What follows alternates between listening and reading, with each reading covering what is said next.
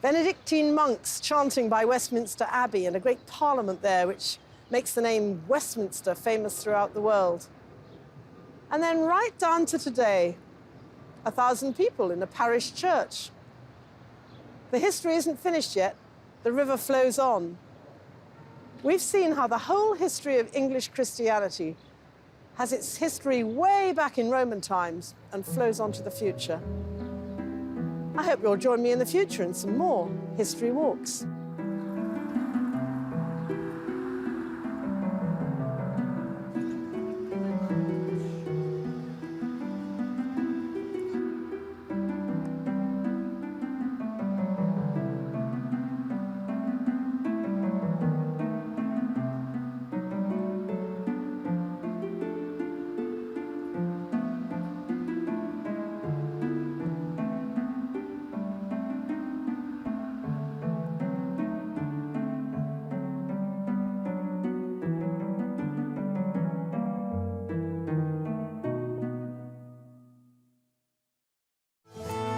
You can order a copy of the preceding program through the EWTN Religious Catalog web store. Log on to EWTNRC.com 24 hours a day, 7 days a week, or call 1-800-854-6316. Tonight on EWTN News in Depth at 8, the World War II hero priest who saved thousands of Jews, the life of Father O'Flaherty honored 60 years after his death, and tilling God's soil to provide food for the hungry, what Franciscan friars and lay volunteers are cooking up in their unique ministry, tonight at 8. The Jesse Tree is a simple devotion for Advent that's brought about remarkable changes in families. The branches hold a series of scripture readings that trace the family tree of Jesus, from the book of Genesis to the Nativity. It's a great way to celebrate this season and prepare for Christmas. Today's ornament is for Abraham, represented by the stars. Abraham was our father in faith, and he left everything to follow God. In return, he was promised his descendants would become God's chosen people.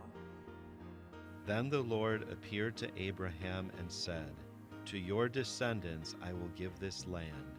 So he built there an altar to the Lord who had appeared to him. Genesis tells us they would number like the stars in the sky.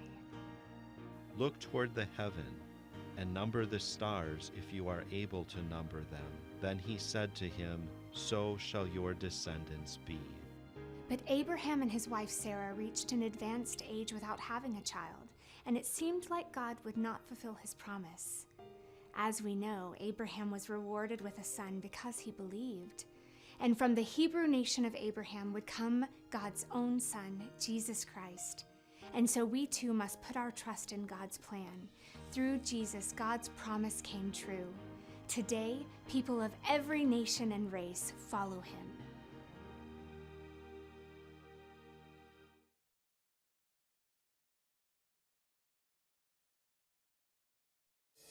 I'm Tracy Sabol tonight on EWTN News Nightly. Crisis in the Middle East. The Gaza Strip is once again under siege as the week-long ceasefire comes to an end. We have the latest. The whole number of the House is now 434. Out of the House, Congressman George Santos is officially expelled in a historic vote on Capitol Hill. We have a report and reaction. Historic legacy. We celebrate the life and accomplishments of Supreme Court Justice Sandra Day O'Connor. And Run with the Saints. Discover a newly launched platform connecting Catholics around the Washington, D.C. area. These stories and more tonight. From EWTN, the Global Catholic Network, this is EWTN News Nightly. Thank you for being with us. Our top story tonight, the resumption of war. Israeli bombs are falling again over Gaza while Hamas is sending rocket fire over the border. The fragile truce collapsed early today after mediators said the sides could not find equal ground. The head of the Red Cross says the renewed fighting means the nightmare is back for civilians. Secretary of State Antony Blinken blames Hamas for the end of the ceasefire. Israel's war with the terror group resumed in full force today. The secretary was questioned about it before boarding a plane to leave for Dubai, where global talks are taking place on the climate. White House correspondent Owen Jensen reports. Owen. Tracy, good evening to you. Tonight, Israel and Hamas blame each other for ending the ceasefire, and negotiators right now in Qatar are working to restore it, while Secretary Blinken points his finger at the terror organization. Good evening, everyone. Secretary of State Antony Blinken tells reporters it's important to understand why the pause in fighting came to an end. It came to an end because of Hamas. Hamas reneged on commitments it made. In fact, even before the pause came to an end, it committed an atrocious terrorist attack in Jerusalem, killing 3 people, wounding others, including Americans. That attack happening at a bus stop. In addition to that, Secretary Blinken said Hamas began firing rockets before the pause had ended, and as I said, it reneged on the commitments it made in terms of releasing certain hostages. Secretary Blinken also emphasized the U.S. remains intensely focused on getting the hostages back, preventing the conflict from spreading or escalating, as well as protecting civilians and making sure humanitarian assistance gets to those who need it. On Thursday, President Joe Biden tweeted, "The United States is committed to addressing the critical humanitarian needs of Palestinian people in Gaza, and we will continue to work to sustain and expand the international response and rally the world to urgently increase support." Meanwhile, Vice President Kamala Harris left today for Dubai. Her office says she'll meet with leaders in the Middle East to discuss Gaza and its fate after the war. President Biden's top diplomat also thinking about what comes next. What happens in Gaza itself? How's it governed? Where does the security come from? How do we begin to rebuild? And critically, how we get on a path to a just and lasting peace. And for us, of course, that has to result in a state for the Palestinians. Also tonight, National Security Council spokesman John Kirby repeated the U.S. position that Gaza must remain Palestinian land and cannot be reduced in size by Israel. As for President Biden, he had no on-camera events on his public schedule today. At the White House, Owen Jensen, EWTN News Nightly. I want to bring in now Gershon Baskin. He is the Middle East director of the International Communities Organization, a human rights advocacy group. For nearly 2 decades, he was extensively involved with hostage negotiations between Hamas and Israel. Gershon, good to have you back on the show. The truce has expired and Israeli airstrikes on Gaza have resumed. What does this mean for the remaining hostages? It's not a happy picture for them. I certainly think that they're in a difficult situation. It's been torturous watching every night as we've seen hostages being released by the drops by Hamas, making it at the last hour possible in order to keep the truce in place. And last night, when they were supposed to submit another list of names, they simply didn't. Or they tried to include within a list of names of live hostages the bodies of hostages that they claim have been killed. Not only has the bombardment of Gaza begun again, but rocket fire by Hamas into Israel has resumed, as well as rocket fire from the north, from Lebanon, into Israel has resumed. Gershon, the New York Times, you may know this, has a report that Israeli officials had a blueprint for the October 7th attacks about a year ago, but officials dismissed it. What more do you know about this, and what is your reaction to it? It's very possible that this report could have been submitted to the intelligence community. It could have been looked at and evaluated. Israel's general attitude toward Hamas is one of arrogance. They've underestimated Hamas always. And certainly on October 7th, Hamas surprised Israel dramatically and proved how weak Israel's defenses were on the Gaza border. But that's less of a result of an intelligence failure, in my understanding, and much more of a much wider political failure. Gershon, another thing I want to touch on is this negotiation with the terror group Hamas in order to get the hostages back. Of course, Israel has vowed to destroy Hamas. So that being said, how does Israel bridge the gap on this? It's a gap which is almost unbridgeable. I think Israel will try, with the help of the United States and Qatar and Egypt, to get the remaining civilian hostages out, including the 17 women and children and whatever elderly men and younger elderly men and men who are not soldiers through a negotiated agreement. So I think we're going to see Israel relying much more on intelligence gathering and search and rescue operations to bring the remaining hostages out, and hopefully they will succeed, at least with some of them. And some of the hostages that have been released, they've talked about their time in captivity. Some of them talking, especially children, the stories of them being beaten and not knowing where their families were or if they were alive or dead, and being threatened with a gun just to keep quiet. When they return, Gershon, I mean, what happens to these children? What kind of help is given to them and the other hostages to kind of get back to life as normal if they can? I think they will be traumatized for the rest of their lives, but I think that Israel is very good in knowing how to provide them with every assistance that's possible. They're certainly being embraced by the entire country who's behind them and supporting them. And it will take a long time. They will need a lot of psychological care and a lot of listening to them and getting them to be able to tell their stories and be understood. Certainly for the young children, it must be devastating. Yeah, it certainly is. The extended truce did allow dozens of hostages to be released, primarily women and children. What's the end game here for Hamas? What do you think? I think that they believe that this is just another round of warfare, more severe than it's been since 2008. But my assessment is that the leaders of Hamas in Gaza believe that the international pressure will be placed on Israel to end the war with them still in control of Gaza, and they will emerge from the tunnels and declare victory.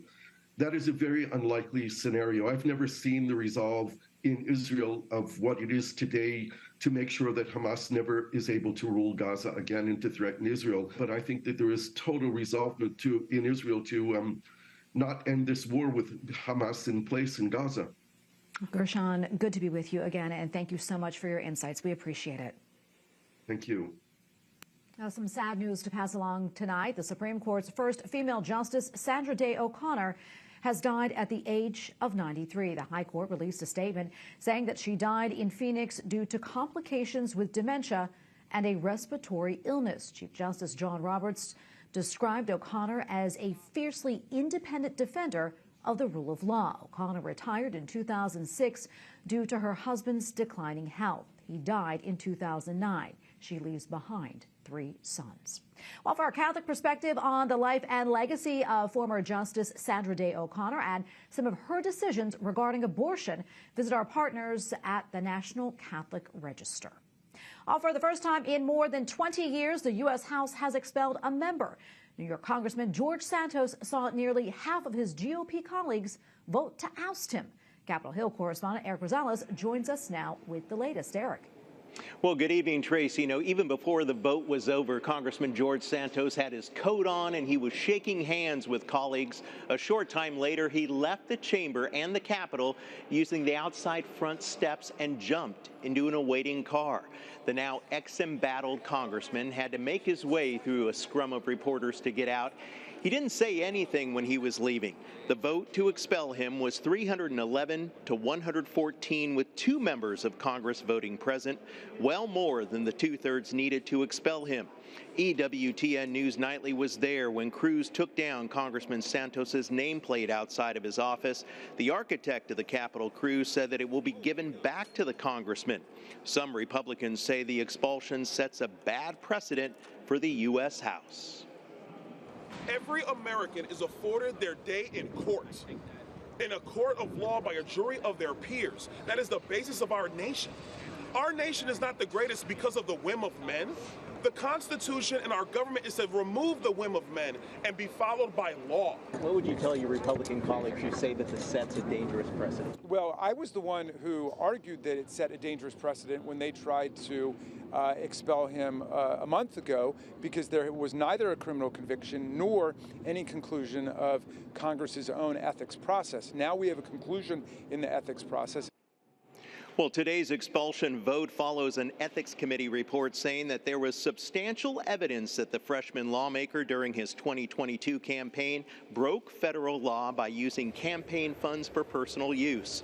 House Republicans now have a margin of only 3 seats, and a Democrat would be favored to win in a special election. By the way, the New York state law requires that the governor to announce the date of the special election. That's going to take place in 10 days. And meanwhile, Santos still has to deal with a 23-count indictment in next year. Tracy? Eric, I want to switch gears here. Is Congress moving any closer to resolving foreign aid for Ukraine and for Israel? Well, that's a real battle right now. One senator did tell me that when they take one step forward, they end up taking 2 steps back. Now, we have to remember that Congress only has 2 weeks before recessing for the holiday recess, and House Republicans are already demanding border security aid be added to any foreign aid package, and many Democrats tell me that that's a non-starter. Some lawmakers only want money for Israel and not for Ukraine, so bottom line, both sides are very deeply divided. House Speaker Mike Johnson did meet with the entire Senate GOP caucus this week, hoping to work out a deal between Republicans both in the House and the Senate, but nothing has emerged from that meeting just yet. I'll continue to follow that story. Tracy? All right, thank you, Eric. And coming up, we have more on this historic vote in the House. Tom Bevan of Real Clear Politics gives us his take on Representative Santos and the Newsom-DeSantis debate. And a hard no, why the Arkansas Attorney General rejected an attempt to put abortion on the ballot.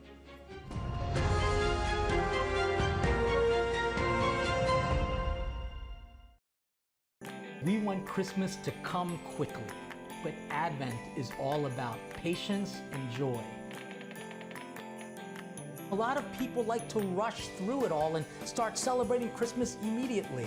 But this is really a time for you and your family to come to the table and prepare the way of the Lord so that we can savor our faith in this awesome season of Advent.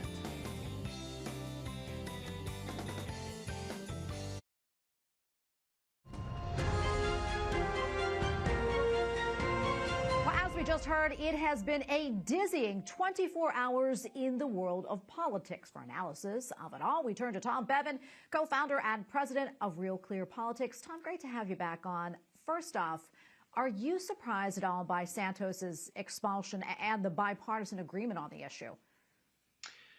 I think most people were surprised that so many Republicans voted to oust him. No surprise that all the Democrats did, except for 2. But the Republican caucus was pretty evenly split. You had 105 vote to expel him. You had, I think, 112 vote to try and keep him in his seat. So that really showed. I mean, there were real divisions over whether he deserved to be expelled. He hadn't been convicted of a crime. Only 5 House members had been expelled before that. 3 of them were in the Civil War era. One of them in the 1980s was convicted of bribery. Jim Traficant was convicted of tax fraud and racketeering. So. In that sense, Santos had a decent argument that he shouldn't be expelled, and that this was going sort of another step in his mind and his supporters' minds, a step too far. But at the end of the day, this House Ethics Committee saying that there was substantial evidence that he had committed these fraudulent acts, I think, was the tipping point, and you saw Republicans, vote to kick him out. Yeah, Tom, what does this mean, though, for the Republican caucus in the House and their already slim majority?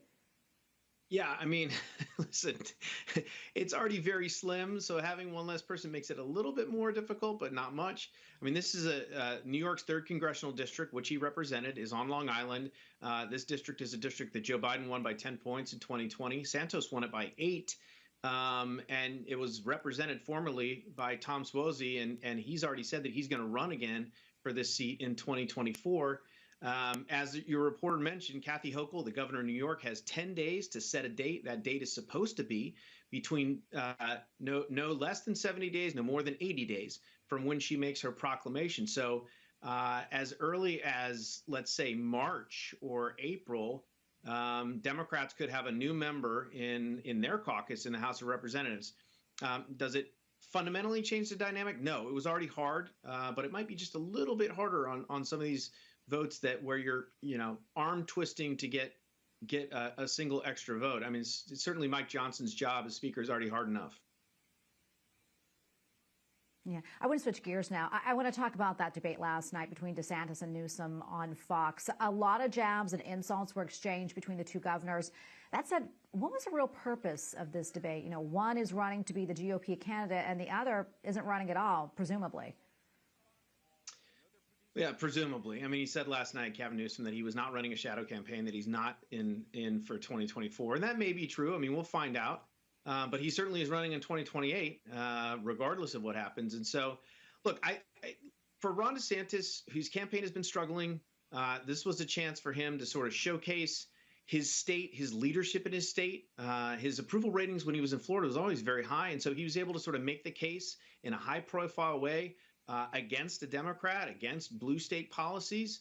And, you know, so I think for DeSantis's folks, their calculus was, look, they really at this point have nothing to lose. They've got, you know, a very limited time to turn things around and for them to put their candidate on display. And I think from the reaction that I saw among folks on the right, they feel like he acquitted himself pretty well and was in command of the facts and did a good job against a candidate on the other side, a debater on the other side, and Gavin Newsom, who is, you know, he's slick, he's telegenic, he's charismatic, he's eloquent. I think a lot of people expected him to run away with it, and that certainly wasn't the case. As you mentioned, there was a lot of bickering, a lot of insults, but at the end of the day, I think the DeSantis folks just said, listen, we have to do something to change the dynamic, and if we can get more Republican voters to tune in and see our guy in a favorable light, that can only help us moving forward. Yeah, one thing they do have in common is both of them are Catholic, although very, very different views when it comes to abortion, as we saw in that debate. Speaking of debates, the next Republican presidential debate is scheduled for next week, December 6th. Tom, what do you think we can expect from that? Well, I'm actually going to be there, and I want to see this up close. I mean, we're getting down to it now. We're going to have, I think, 3 candidates. I'm not sure Chris Christie is going to qualify, so you're effectively down to DeSantis, Haley, and Ramaswamy. And so there's going to be a lot of time. You know, Megyn Kelly is one of the debate moderators, and she's a very popular figure. So I think it's going to be an interesting debate. It is a question of, can anybody at this late stage say anything that's going to change any minds? Obviously, Haley's been rising, so I'm going to look to see whether she can continue her rise, and I would expect that she takes the full force from both sides. She and Ramaswamy already don't like each other. They get into it on the debate stage all the time. But I expect DeSantis really to focus on her in a way that he hasn't in previous debates, because he simply can't accept having her slide into second place in Iowa in particular. He has to really, keep whatever momentum he can find in the next few weeks to get to a point where he's back in second place, and a close second at that. I don't think a distant second place finish for either one of those candidates is going to derail Donald Trump, given where he stands in the rest of the states with his poll lead. All right, Tom, thank you so much. We'll be tuning in to see what happens. Always appreciate your insights. Thanks, Tracy. Well, the Attorney General of Arkansas has denied an attempt to put a pro-abortion amendment on the state's ballot next year. The measure would have allowed abortions through 18 weeks of pregnancy. The AG indicated that the proposed amendment did not have enough clarity in its language. Up next on EWTN News Nightly, a year after his death, the legacy of Pope Benedict XVI lives on. We'll show you how. Plus, we'll tell you all about a new platform for DC Catholics looking for an uplifting spiritual community.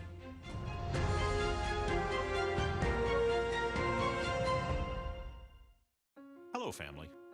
The holidays are just around the corner, and Advent is almost here.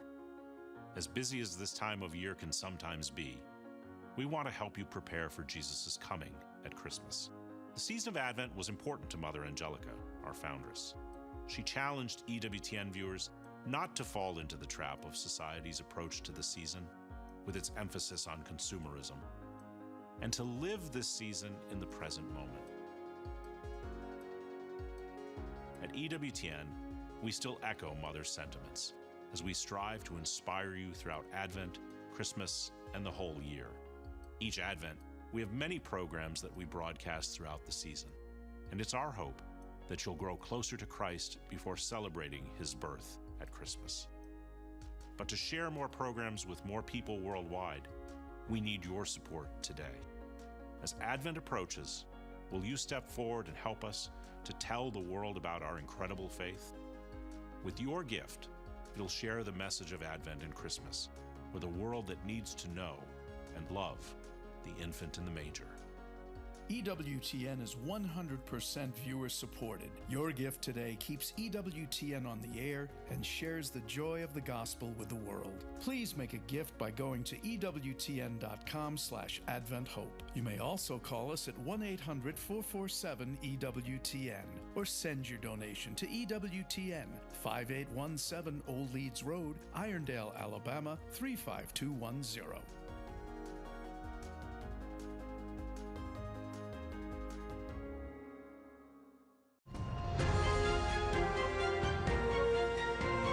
A pair of scholars from Spain have won an annual award named for Pope Benedict XVI. It is the first Ratzinger Prize since the death of the Pope Emeritus nearly 1 year ago. EWTN Vatican Bureau Chief Andreas Tonhauser has more. Un'eredità viva da continuare a far fruttificare nel cammino della The legacy of Pope Benedict XVI is alive. It will continue to bear important fruits for the Church. With these words, the Vatican Secretary of State, Cardinal Pietro Parolin, opened the awards ceremony for this year's edition of the Ratzinger Prize, the first one since the death of Pope Benedict XVI last December. Un premio per la teologia in lingua spagnola o castellana. The recipients are theologian Pablo Blanco Sarto and philosopher Francesc Torralba Rosselló, both from Spain. Since 2011, the Vatican's Ratzinger Foundation has awarded this prize to distinguished scholars. Pero claro, cuando un papa, en un momento en el cual estaba delicado, When a pope, in a very delicate moment in which he was, decides to withdraw to pray, I think that is an example and an exemplification of how important prayer is in the Church. So he withdraws to pray to support the Pope, who comes later in this process of reform and purification of the Church, in which we are embarked at this moment.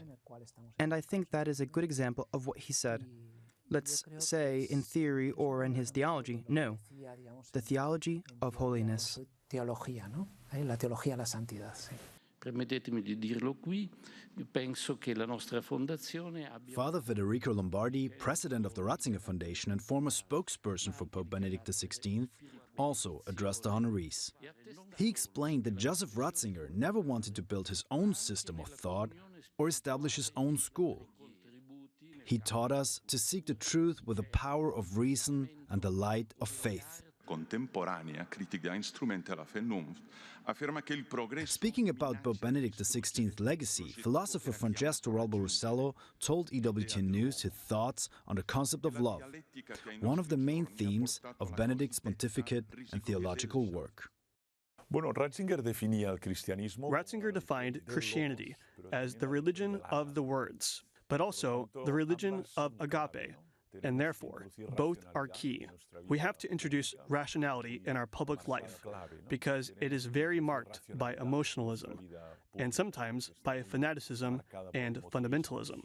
But on the other hand, the world needs agape, and agape is donation. It is gratuitous love. And the morning before the award ceremony, recipients of the prize and members of the Ratzinger Foundation gathered in prayer in the Vatican grottos at the tombs of St. Peter and of Benedict XVI. After Mass, Pope Francis received the awardees in private. In Rome, Andreas Tonhauser and Matteo Cioffi, EWTN News Nightly. Finally, tonight, a newly launched platform is seeking to connect practicing Catholics with other Catholic people, groups, and events in the same area. Run with the Saints operates under the belief that a person's spiritual formation and well-being are better served by spending time around others with similar goals. Membership is free, and for now, it is only available in the D.C. area with hopes of expanding nationwide. We go now to Michael Ortner, president and founder of Run with the Saints. Michael, thanks so much for coming on. We appreciate it. This is such a great idea. But why did you start Run with the Saints? And tell us how it's different from other platforms. Hi, Tracy. Thanks for having me on your program. Yeah, it's not easy being a faithful Catholic, especially for young adults. So about 19% of Americans are Catholic, but really it's more like 5% are practicing Catholic. and we are social creatures. So we need opportunities for community and fellowship really at every point in our lives. So we grow in our faith when we've got friends, acquaintances, even coworkers, eventually a spouse who can help us grow in our faith and deal with it, and deal with the reality of being we're very countercultural as faithful Catholics. So we started the website, and eventually it'll become an app to be a platform for connecting Catholics, helping Catholics find each other, find local groups, find local events that they can attend to meet more Catholics, especially Catholics that share their interests. And as you mentioned, we launched in the DC area with hopes of going nationwide over the course of next year. I love it. It's so great. Tell us how it works and how people can find out about it. So great. So yeah, just like any other website, you go to runwithsaints.org and you become a member. Membership is free. It takes you a couple minutes to create a profile. We ask you for all sorts of information, such as what parish you belong to, what diocese you're in, what interests you have, these sorts of things. And then you're plugged into the network. And I think of it as sort of like a meetup meets LinkedIn for Catholics. So you can, once you're in the site, you can go and look at our event calendar that shows all the upcoming events. These are Catholic events in your area. You can join groups based on your interests. And the whole point of it's not a social network. It's not meant to replace any of the social networks that are out there. We have enough of those. It's really meant to help people get offline and meet up with people that share their interests and share their faith at local events, and which they can go onto the site and find which events they want to go to, and they can even enter their own events. So we're partnering with a lot of the largest Catholic event producers in the DC metro area. That includes everything from different parishes to the 3 different dioceses that are in our area. And we're partnering with them to promote their events, but we also allow any member to promote their own events. So if if you're into rock climbing or hiking or doing book clubs or whatever it is, you can go out and create groups and create events based on those interests and try to find more Catholics in your area to share these with. Yeah, it is such a great idea. Almost out of time, but quickly, again, tell us where we can find you. runwithsaints.org. All right, love it. And everyone needs to check it out. Michael, thank you so much. We appreciate it. God bless. Thanks, Tracy. God bless you. Take care. And we thank you for watching tonight. Remember, you can follow us on social media, Facebook, X, and Instagram at EWTN News Nightly. I'm Tracy Sabol. Good night, and God bless.